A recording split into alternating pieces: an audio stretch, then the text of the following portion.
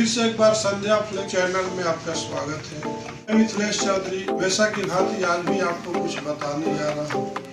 अभी आपने last video में देखा था बिजनेस के लिए क्या क्या इम्पोर्टेंट होता है। लास्ट में देखा था आपने फर्स्ट इंक्वायरी की जरूरत पड़ती है। इंक्वायरी आने के बाद कोटेशन देते हैं।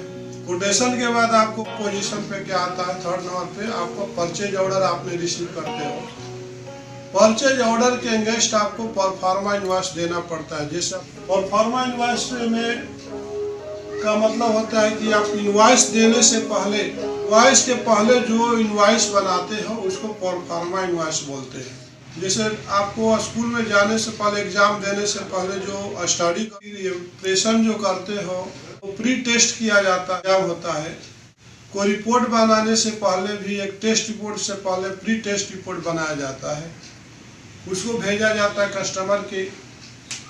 हमने जो आपका रिक्वायरमेंट थी, जो आपके डिस्क्रिप्शन था, वो हमने आपको करेक्ट भेज रहा है कि नहीं। तो प्री आने से मतलब प्रिपरेशन फॉर द टैग, मतलब कहीं भी प्री वर्क आने से, रीवर्क आने से आपको लगता है कि हम री आने से आपने दोबारा करने की कोशिश करा, लेकिन पी आने से P for preparation, P for performance, P for pre test report. P word का बहुत वैल्यू होता है। P for person, P for place, तो प्लेस में डिलीवरी एड्रेस। तो आपने देखा कि परफॉर्मा इनवॉइस के ये देने से आपका आधे से आधे काम जो है सफल हो जाता है। कस्टमर को काफ़ी इंफॉर्मेशन मिल जाती है और आपको भी एक 100% कॉन्फिडेंस आता है कि जब हम मटेरियल भेजने जाएंगे तो हमारे को उस टाइम में काफ़ी तकलीफ नहीं होगी। इमीडिएटली ISO 9015 कंपनी का ये रूल्स होता है कि सारे चीज़ जो है ट्रांसपेरेंट होना चाहिए। अगर एक आदमी डूमा मारता है, लीव लेता है, छुट्टी लेता है, तो उसका वर्क दूसरे को करने को इजी हो। इसीलिए आज के 15 इयर्स बैक ISO नहीं था, बहुत ISO था बट बहुत स्लो मोशन में था। 2008 में ISO आया, आज 2015 ISO 2015 चल रहा। तो इसमें काफ़ी सुधार हुआ, काफ़ी इंफॉर्मेशन मिल जाला और एक ऑर्गेनाइजेशन का जो सिस्टम को ही ट्रांसपेरेंसी देता है ISO।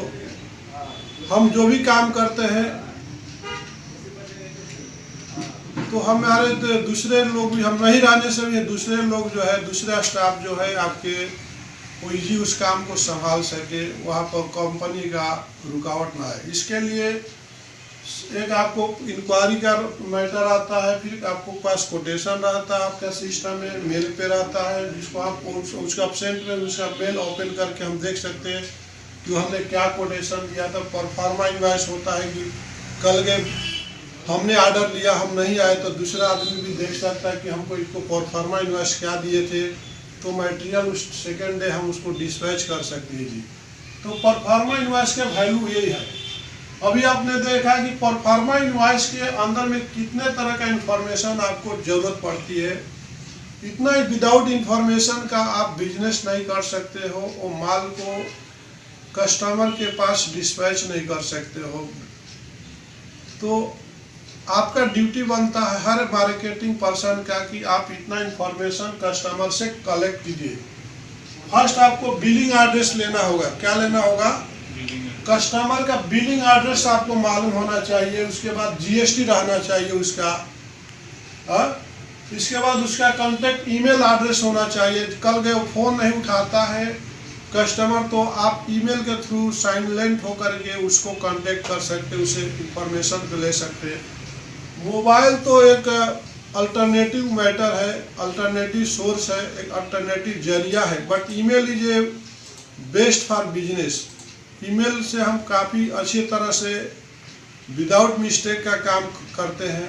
तो ईमेल का इम्पोर्टेंस सबसे ज़्यादा होता है बिजनेस में, ना कि फ़ोन में हम मिस्टेक कर सकते हैं, बोलने में मिस्टेक कर सकते हैं, अपने हाथों से लिखने से मिस्टेक कर सकते हैं, लेकिन ईमेल जो है एक ऐसा जरिया है, एक ऐसा सोर्स है, एक ऐसा रूट है जिसके थ्रू मिस्टेक होने का कोई चांस नहीं रहता। आपका जो नीड्स है, आपका जो मैटर है वो अच्छी तरह से वो समझ पाएगा और उसका जो रिक्वायरमेंट क्या है, कैसा है, हम अच्छी तरह से समझ सकते हैं मेल के थ्रू। ओके, अब उसका आता है कांटेक्ट नंबर। कांटेक्ट नंबर भी इम्पोर्टेंट होता है। अगर कोई भी इशू आता है तो हम मेल से करते हैं, उसके बाद कांटेक्ट भी करते हैं। उसका पिन कोड भी मालूम करना पड़ता है कि आपका बिलिंग एड्रेस कल गए, हमारा इनवॉइस को आपको भेजना होगा, आपसे कुछ कोरियर करना होगा, तो उसके विदाउट एड्रेस का, विदाउट पिन कोड के हम उस जगह पे हम कोरियर नहीं कर सकते, एड्रेस नहीं कर, उस मटेरियल तक वहाँ तक पहुँच नहीं सकते।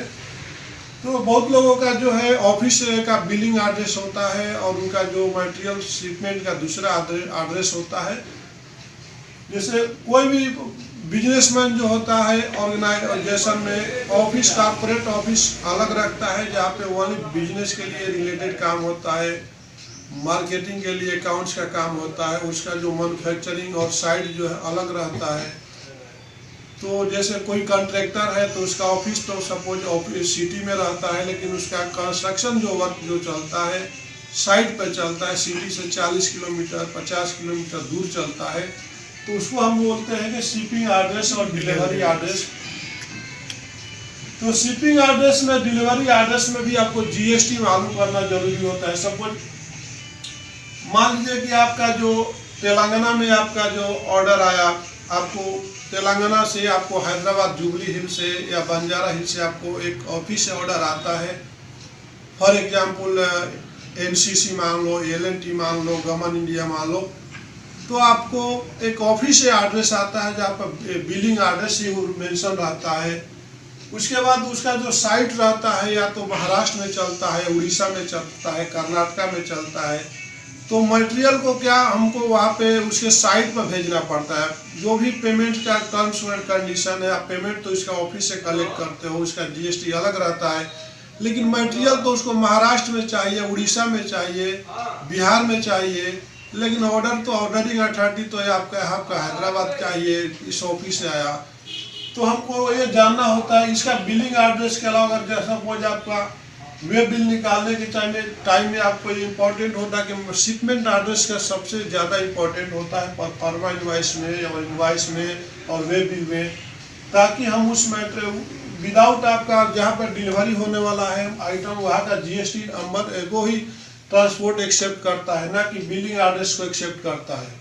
तो आपको ये इम्पोर्टेंट हो जाता है कि सबसे ज़्यादा इम्पोर्टेंट होता है शिपिंग एड्रेस और डिलीवरी एड्रेस। जहाँ पर मटेरियल जाना होता है वहाँ का आपको जीएसटी नंबर मालूम करना, वहाँ पे कांटेक्ट पर्सन कौन रहेगा, जहाँ पे मटेरियल जाएगा, ऑफिस वाला जो रहता है, आपको जो ऑर्डर देता है परचेज वाला ऑर्डर देता है। जबकि आपको जो मटेरियल जहाँ पे साइट पे जाता है वहाँ पे प्रोजेक्ट मैनेजर रहता है, साइट मैनेजर रहता है, साइट इंजीनियर रहता है और स्टोरेज पर्सन रहता है। तो उसका कांटेक्ट नंबर आपको मालूम करना जरूरी होता है और वहाँ का पिन कोड नंबर भी मालूम करना जरूरी होता है।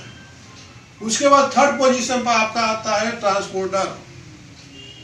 जब भी हम कोई ऑर्डर लेते हैं, जब हम परफॉर्मा इनवॉइस बांधते हैं तो आपका रिस्पॉन्सिबिलिटी काफ़ी बढ़ जाती है। आपको ये आपने दो चीज़ आपको मालूम करने के बाद थर्ड चीज़ आपको बहुत इंपॉर्टेंट होता है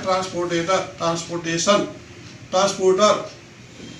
आपको दोनों को बायर को और सप्लायर को दोनों को कम्युनिकेशन स्ट्रांग होना चाहिए। इस पोजीशन के लिए आप बायर से मालूम करिए कि आपको कौन सा ट्रांसपोर्टेशन जो है सूटेबल रहेगा सर, और उसका रेट ये है सर। आप दोनों को कॉन्फ्रेंस पर बात करना आपका रिस्पॉन्सिबिलिटी बनता है। बात कराइए, उसको सेटिस्फाई कीजिए, सर हम ये ट्रांसपोर्टर को सिलेक्ट किया है, आपके नज़र में और कोई अच्छा ट्रांसपोर्टर है तो आप हमको दीजिए। हम दोनों बात करते हैं, दोनों को कॉन्फ्रेंस में बात होने के बाद, मेल से कम्युनिकेशन होने के बाद जो भी रेट फाइनल होगी वो फाइनल होगी। आपको मटेरियल टू पे करना है या पेड करना है। ट्रांसपोर्टेशन में भी पेमेंट का दो टर्म्स होता है। एक होता है कि टू पे का मतलब होता है कि मैं आपने मटेरियल डाल दिया, बट वो मटेरियल वहाँ पर रिच होने के बाद ही वहाँ पे जो इंड यूजर होता है, जो क्लाइंट होता है आपका, वो वहाँ पे रिच होने के बाद रिसीविंग के टाइम में पेमेंट करता है। पेड का मतलब होता है कि जैसे कि आपने उस जगह पर मटेरियल भेजने के पहले ही बुकिंग करने के टाइम में ट्रांसपोर्टेशन को आपने पेमेंट करके दिया, ताकि वहाँ पर जाने के बाद वो कस्टमर का कोई भी पेमेंट करने की जरूरत नहीं पड़ती, उसको पेड बोलते हैं। तो आपने देखा ये सबसे बड़ा इम्पोर्टेंट है, ये बिजनेस करने के लिए आपको परफॉर्मा इनवॉइस का इम्पोर्टेंट आपने समझा। अगर आपको सबसे ज़्यादा भूमिका निभाता है दो बायर और सप्लायर, बायर और सप्लायर के बीच के कड़ी को मजबूत करने वाला कौन होता है? ट्रांसपोर्टर कौन होता है? अगर ट्रांसपोर्टेशन आपने देखा होगा कि एक कितने तरह का ट्रांसपोर्टर होते हैं। कोई बोलता है हमें कि उसी सेम प्लेस पर जाने के लिए, वही सेम डिस्टेंस पर जाने के लिए, उसी सेम पिन कोड पर जाने के लिए एक बंदा बोलता है 50,000 चाहिए, दूसरा बंदा जो है दूसरा ट्रांसपोर्टर आपको 30,000 में रेडी होता है। इसलिए आपको ट्रांसपोर्टेशन भी आपको काफ़ी उसमें मेहनत करना पड़ेगा, उसको समझना पड़ेगा कि सामने वाले को हमारा सामने वाला हमसे बिजनेस चालू किया तो हमारा बिजनेस का पार्ट बन गया, हमारा कंपनी का वो पार्ट है, वो पार्ट को भी थोड़ा भी नुकसान होगा तो फ्यूचर में हमारा नुकसान होने वाला है। अगर ट्रांसपोर्टर ने आपसे ज़्यादा पैसे ले लिया, कस्टमर से ज़्यादा पैसा ले लिया, तो नेक्स्ट टाइम वो भी ध्यान में रखेगा, कस्टमर आपको ऑर्डर नहीं देगा, क्योंकि आपने ट्रांसपोर्टर को ज़्यादा आपने ग्रिप में नहीं लिया, उसके साथ कन्विंस नहीं किया, तो नेक्स्ट टाइम बिजनेस आपके साथ आने में काफ़ी मुश्किल हो जाएगी। इसलिए ये सारे चीज़ों पर ध्यान रखते हुए परफॉर्मा इनवॉइस को बनाना होता है। बनाने के बाद फिर उससे आपको अप्रूवल लेना चाहिए कस्टमर से कि सर हमने परफॉर्मा इनवॉइस बना करके आपको दिया और आप वहाँ से अप्रूवल दीजिए, ताकि मैं आगे का कदम उठाऊँ, मटेरियल को ट्रांसपोर्ट में डालूँ। और फिर ट्रांसपोर्ट में डालने के बाद आपका रिस्पॉन्सिबिलिटी बनता है कि उसका इनवॉइस कॉपी को और आपका जो LR कॉपी होता है तुरंत सेम डे में उनके पास भेजिए, उनको कम्युनिकेशन करिए और बोलिए कि सर ये रहा हमारा ट्रांसपोर्ट का LR कॉपी और ये रहा आपका ट्रांसपोर्टर का कॉन्टेक्ट नंबर और ये रहा आपका ट्रांसपोर्टर का ईमेल ID। कभी भी कुछ भी प्रॉब्लम होता है, डिले होता है, तो आप ये कांटेक्ट कर सकते हो, आप ईमेल से भी उनसे कांटेक्ट कर सकते हो। अगर आपसे नहीं होता तो हमको भी रिमाइंड करिए, हम भी इस मेल ID पर और कांटेक्ट पर हम कांटेक्ट करके आपको सही जगह पर सही समय पर आपको मटेरियल पहुंचाने में हेल्प करेंगे। तो आपने देखा कि आपका परफॉर्मा इनवॉइस क्या होता है और आगे आपको हमें फिर आगे बताने जा रहा हूँ। नेक्स्ट वीडियो हमारा देखना मत भूलिएगा। नेक्स्ट वीडियो आपको आएगा, जैसे परफॉर्मा इनवॉइस निकलेगा तो आपको बच जाता है इनवॉइस।